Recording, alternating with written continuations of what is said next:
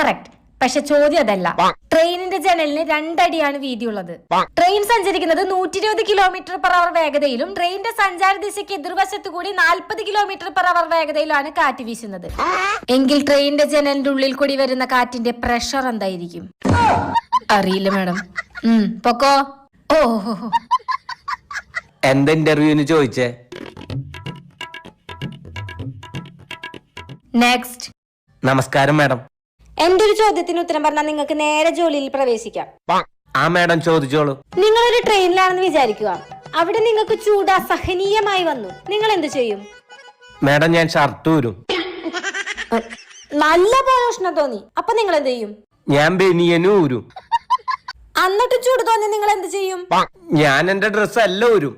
ഉഷ്ണിച്ച് ചത്താലും ഞാൻ ജനല തുറക്കില്ല മാഡം.